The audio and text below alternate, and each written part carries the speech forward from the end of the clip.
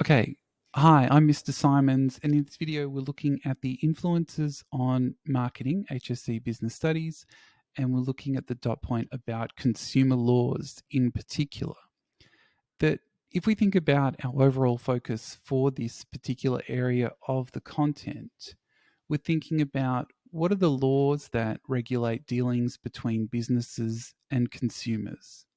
And then, what are the specific marketing activities that are discouraged or prohibited for businesses in Australia? That's our real focus in terms of this overall topic.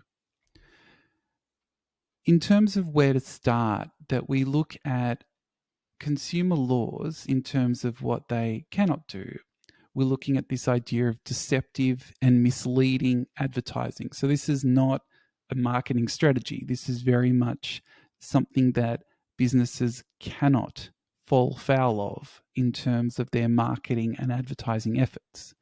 If we think about this idea of deceptive and misleading advertising, we're saying that ads must not use words that are deceptive or claim something that the good or service does not actually do in reality. So we're really saying here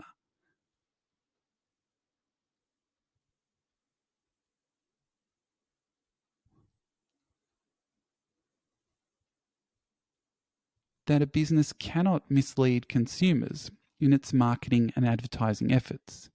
If we think about the main types of deceptive and misleading advertising practices, that we've got this thing called bait and switch. And that what this involves is that consumers are given bait in terms of a very appealing offer. So maybe it seems like a very large discount, something that is almost too good to be true. And so what happens is that the consumer goes into the store or goes online to buy this particular thing and take advantage of the offer. The problem is that this offer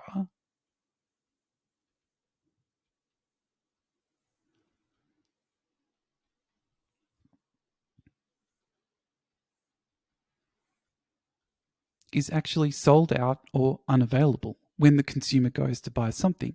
And instead, all that's left is a more expensive item,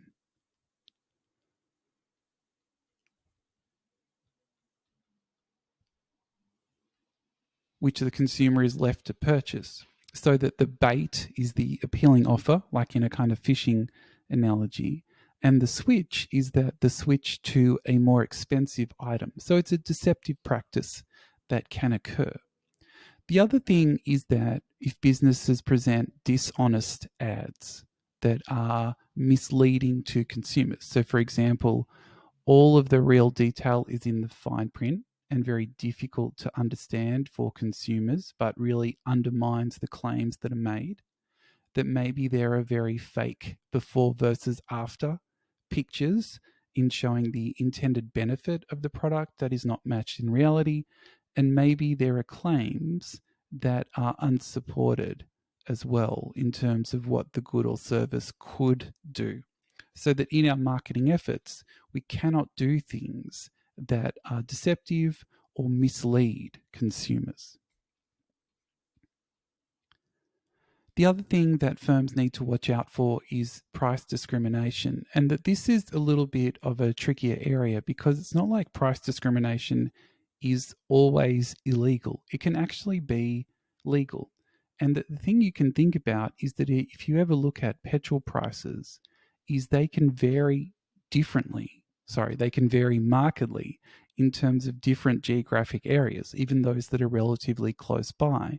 But you don't see the government prosecuting petrol stations in terms of having different prices for the same goods.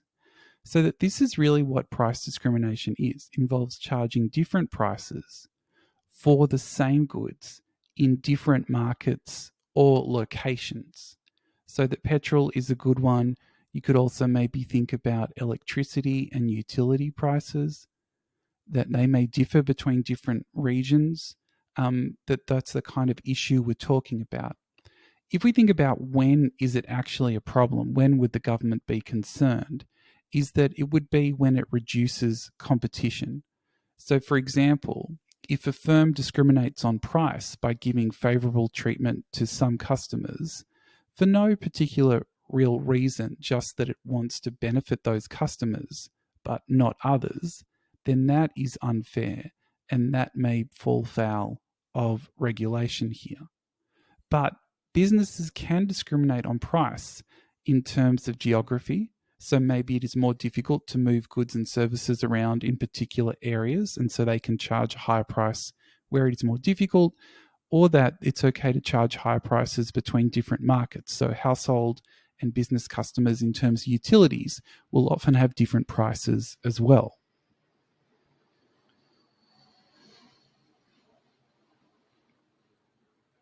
So it's really something that businesses need to be aware of. And if they are discriminating on price, to make sure it is for an acceptable reason. The other thing in terms of consumer laws that businesses can't sort of fall foul of is implied conditions. So if something is implied,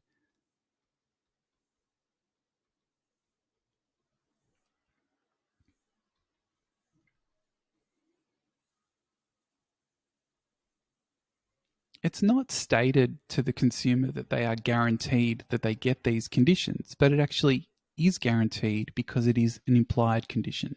So, for example, this is relating to the Australian Consumer Law, ACL, and that what it means is that consumers actually have automatic guarantees when they purchase goods or services, even if firms don't state these guarantees don't exist.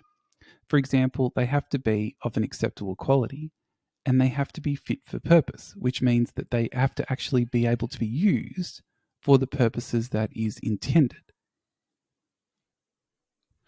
So that what happens is that if these things aren't met, these automatic guarantees, then consumers can claim remedies. They can claim fixes in terms of maybe a new product, a refund, other kind of events if these implied guarantees are not met. So it's really important that businesses understand that when they put a product up for sale, these automatic guarantees do apply.